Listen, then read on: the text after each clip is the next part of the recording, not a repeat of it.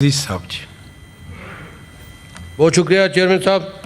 میں سب سے پہلے جو بلوچستان میں خون کی ہولی کھیلی گئی ہے اور جو اشخاص اس میں شہید ہوئے ہیں اور جس طریقے سے پنجاب میں دہشت گردی ہو رہی ہے، کچے کے علاقے میں لوگ شہید ہوئے ہیں ان کے خاندان سے، اس طریقے سے پختونخوا میں جو آئے روز جو ہے وہاں پہ جو ہے وہاں دہشت گردی ہو رہی ہے، میں سب ان کے جو خاندان ہیں اور جو شہید ہوئے ہیں ان سے جو ہے میں سمجھتا ہوں کہ میں پہلے اس کی مذمت کرتا ہوں اور تعزیت کرتا ہوں ان سب خاندانوں سے. بات یہ ہے کہ میں بات یہ کرنا چاہتا ہوں اور سوچنے کی بات یہ ہے کہ ہم نے یہ سب بیٹھ کے سوچنا ہے کہ یہ دہشت گرد جو ہیں، یہ ڈاکو جو ہیں، یہ چور جو ہیں، یہ جس طریقے سے ڈکیت جو ہیں، یہ آیا ماں کے پیٹ سے پیدا ہوتے ہیں؟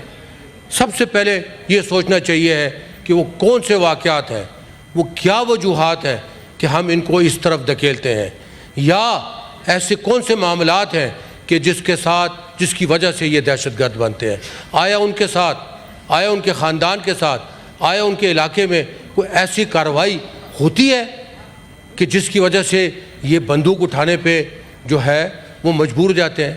دوسری بات یہ ہے کہ ہم نے یہ دیکھنا ہے کہ جب یہ دہشت گرد ہو، ڈاکو ہو، جس وقت وہ دیکھتا ہے کہ حکومت کی رٹ نہیں ہے تو سب سے پہلے وہ چھوٹا اپنے علاقے میں جس کو ہم بدماش کہتے ہیں وہ بدماش بنتا ہے، اس کے بعد وہ چور بنتا ہے، اس کے بعد وہ ڈاکو بنتا ہے، اس کے بعد وہ بڑھتا جاتا ہے، اور جب وہ ایک مینس بن جاتا ہے اس وقت حکومت جاگتی ہے.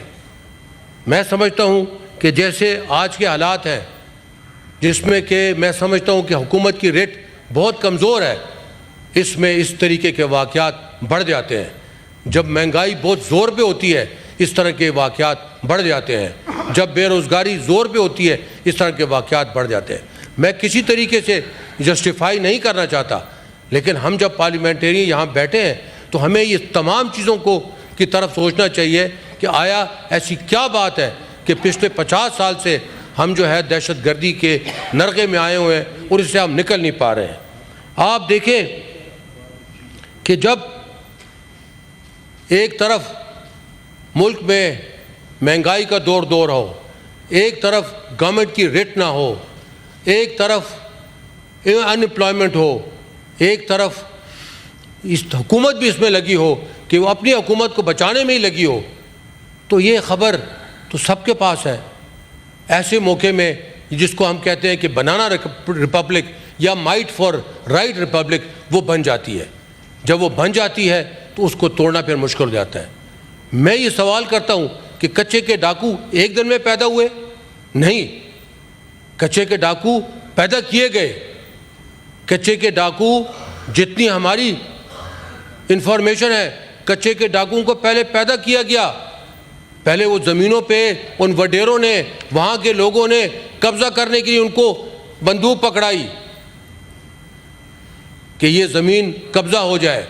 اس کے بعد وہ بڑھتے آج اس حد تک پہنچ گئے ہیں کہ وہ منسٹری میں جا کے فون کرتے ہیں کہ میرا نام کیوں شامل نہیں کیا اور میرا نام کیسے شامل آپ نے کیا ہے. اس حد تک یہ جو ہے گورنمنٹ کی ریٹ جو ہے وہ کمزور ہو چکی ہے. آپ دیکھیے، ایک طرف صحیح یا غلط آپ نے ایک اغوان پالیسی بنائی. آج سے کچھ ماہ پہلے ہم نے کہا کہ جی 2 ہفتوں میں یہاں پہ جو افغانستان کے لوگ ہیں وہ یہ وطن چھوڑ کے چلے جائیں، اور کہا گیا کہ 15 دن مینز 15 دن، اس میں پھر 1 آدھ ہفتے کی ایکسٹینشن دی گئی. اس کے بعد کیا ہوا؟ آیا وہ اڈاپٹ کیا گیا؟ نہیں اڈاپٹ کیا گیا. کیوں نہیں کیا گیا؟ میں آج خاص طور پہ جس طرح منظور کاکڑ صاحب ابھی چلے گئے وہ یہ بات کر رہے تھے، میں تو آج بار یہ کہنا چاہ رہا تھا کہ ہمیں سب کو اکٹھا ہونا ہے. ہمیں سب کو اکٹھا ہو کے اس وطن کو، اس دیش کو، اپنے ملک کو بچانا ہے. ہم پاکستانی ہیں، ہم سب پاکستانی ہیں، لیکن پھر افسوس کی بات ہے کہ یہاں پہ جب بات شروع ہوتی ہے مڑ گڑ کے وہ پھر سیاست پہ آ جاتی ہے. میں یہاں لوگوں سے پوچھتا ہوں جو یہاں بھی تقاریر کر رہے تھے، ایک پارٹی کا نام لے رہے تھے، میں ان سے پوچھتا ہوں کہ جس وقت پاکستان میں ڈرون اٹیک ہوتے تھے کس کی ماں پہ ہوتے تھے؟ آپ کی ایک ساورن اسٹیٹ ہے, آپ کے ساورن اسٹیٹ پہ جب ڈرون اٹیک ہوتے تھے, کیوں ہوتے تھے؟ کیوں نہیں روکا جاتا تھا؟ آیا اس میں کون سی گورنمنٹ تھی اور گورنمنٹ کیوں خائف تھی؟ اسی طریقے سے میں پوچھتا ہوں کہ اگر آج گڈ ٹیررسٹ بیڈ ٹیررسٹ نہیں تھے, گڈ طالبان اور بیڈ طالبان تھے, یہ کس کے وقت میں تھے؟ گڈ طالبان بیڈ طالبان تو ایک عام ورڈ تھا جس سے ہم واقف ہیں, جس سے کہ خیبر پختونخوا کے لوگ اور زیادہ, ہم سے زیادہ اور ہمارے برابر بلوچستان کے لوگ ہیں. سارا پاکستان میرا ہے, سندھ بھی میرا ہے, پنجاب بھی میرا ہے, مگر بلوچستان اور سرحد بھی میرا ہے, خیبر پختونخوا بھی میرا ہے. بات یہ ہے کہ جب ان لوگوں نے قربانیاں دیں, سب سے زیادہ ٹیررسٹ اٹیکس کہاں پہ ہوئے؟ ان دو صوبوں میں ہوئے.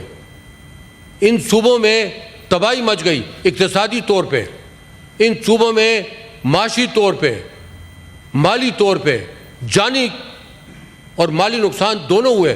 اس کے بعد میں افسوس سے کہتا ہوں کہ پاکستان کے لوگ ہمیں بھول گئے کہ ان لوگوں کی ریہیبلیٹیشن کیسے ہوگی, یہاں پہ انڈسٹری, یہاں پہ امپلائمنٹ کیسے لائی جائے گی.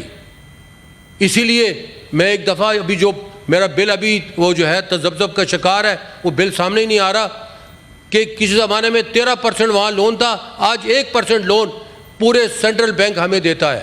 کیوں؟ کیونکہ وہ خائف ہیں. دس is read area, red know go area. کیوں؟ ہمارا کوئی قصور ہے؟ ہم نے پاکستان کو بچایا یا پاکستان کے لیے ہم نے بندوق اٹھائی یا پاکستان کے اگینسٹ اٹھائی؟ یہ تمام معاملات ہیں جو کہ اس یہاں پہ بیٹھ کے ہمیں اس کو ڈسکس کرنا چاہیے. بات یہ کہ الزام بازی کی بات نہیں ہے. الزام لگانے سے آج بھی یہاں پہ بعض لوگ ایک دوسری پارٹی کے اوپر الزام لگا رہے ہیں. میں اس الزام میں نہیں جانا چاہتا. میں صرف ایک بات کرنا چاہتا ہوں کہ as a Pakistani, as a Pakhtunkhwa کا جو ہے باشندہ, میں سمجھتا ہوں کہ اس ملک کے ساتھ, ان خاص طور پہ ان دو صوبوں کے ساتھ بہت بڑی زیادتی ہو رہی ہے. میں سمجھتا ہوں کہ نیشنل ایکشن پلان کو کیوں پس پشت کر دیا گیا, اس پہ عمل درآمد کس نے روکا, کیوں روکا گیا؟ بات کریں, ڈسکس کریں.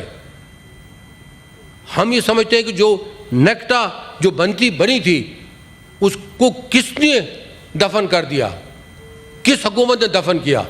آج دن تک وہ دفن ہے. حکومت کے اوپر حکومت آ رہی ہے, لیکن نیکٹا کی باتیں ہم نے بہت سنی, لیکن اس نے کوئی بھی اس کے اوپر عمل درآمد نہیں ہوا. اس کا کون قصوروار ہے؟ یہ وہ باتیں ہیں کہ جہاں پہ تمام سٹیک ہولڈرز, جہاں پہ تمام پارٹیز جو ہے مل جل کے بیٹھے. ہمیں اس چیز سے باہر نکلنا ہے کہ آج ایک ہی دشمن ہے اور ایک ہی دشمن کے پیچھے لوگ لگے ہوئے ہیں. وہ دشمن نہیں ہے, وہ بھی پاکستانی ہے. ہم بھی سب ایک پارٹی کو بلانگ کرتے ہیں, ہم پارٹی کو ایک بلانگ کرتے ہیں, ضرور کرتے ہیں. ہمارا بھی اپنا ایک نظریہ ہے, لیکن وہ سب سے پہلا نظریہ جو ہے پاکستان ہے, پاکستان کی بقا ہے, پاکستان کی ترقی ہے. اس کی طریقہ کار مختلف ہو سکتے ہیں, لیکن بات یہ ہے کہ وہاں تو کوئی سوچ ہی نہیں رکھتا یہ اس طریقے کی گفتگو کو کی جائے. آپ کس سے گفتگو کریں گے؟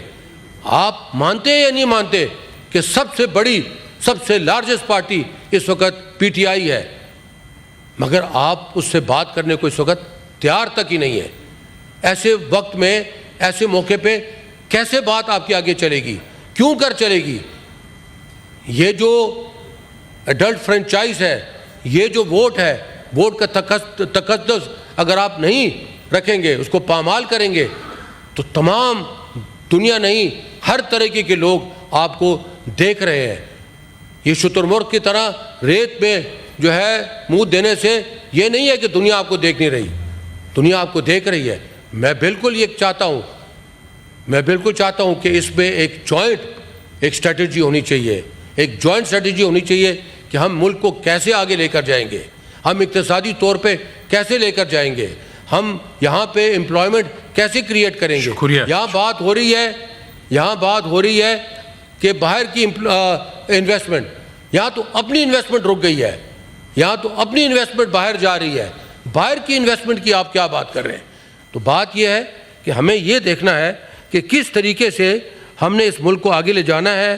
ان جو خرافات ہیں ان سے اپنے آپ کو نکالنا ہے اور اپنے آپ کو ایک ساورن کنٹری کے حساب سے، ایک ابھرتی ہوئی نیشن کے حساب سے، ایک بڑھتی ہوئی نیشن کے حساب سے ہم نے آگے لے کر جانا ہے. یہ پردے داری اب ختم ہونی چاہیے کہ میں آپ پہ الزام لگاؤں، آپ مجھ پہ الزام لگائیں. یہ الزام کی سیاست ختم ہونی چاہیے. میں سمجھتا ہوں آگے بڑھنا چاہیے.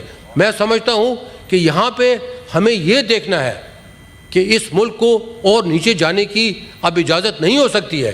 Already we have hit the bottom. جس کا بھی قصور ہے اس سے بالا تر ہو کے آج بیٹھیں، ورنہ خاکم بدہن یہ جو ہے نا حالات جو ہے ہمیں بہت خطرناک طرف لے کے جا رہے ہیں. امپلائمنٹ نہ ہو، مہنگائی زیادہ ہو، بجلی کا بل ادا نہ کر سکتے ہوں، ایجوکیشن نہ ہو، اوپر سے یہ ٹیررسٹ ایکٹیویٹیز ہوں. اب بات یہ، میں پھر یہ کہنا چاہتا ہوں کہ میں کسی طریقے سے کوئی ڈیفینڈ نہیں کر رہا کسی کو، لیکن ایک بھوکا پیٹ جو ہوتا ہے اس سے آپ کچھ بھی ایکسپیکٹ کر سکتے ہیں. ایک بھوکا پیٹ جو ہے وہ کچھ بھی کر سکتا ہے. ریٹ آف دی گورنمنٹ جب نہ ہو، جب rate of the government dilute ہو جائے، جب لوگ دیکھیں کہ یہ لیجیٹیمیسی نہیں ہے، کمزور ہے، تو اس کے بعد تمام اس طرح کی مشروم گروتھس جو ہے وہ ہو جاتی ہیں. ہم نے ان کو روکنا ہے، ہر حالت میں روکنا ہے. جس طریقے سے بھی روکنا ہے ہمیں اس کو روکنے کے علاوہ ہمارے پاس اور کوئی چارہ نہیں ہے. بہت شکریہ. شکریہ جی. سینیٹر آغا شاہ زیب درانی صاحب. شکریہ جناب چیئرمین.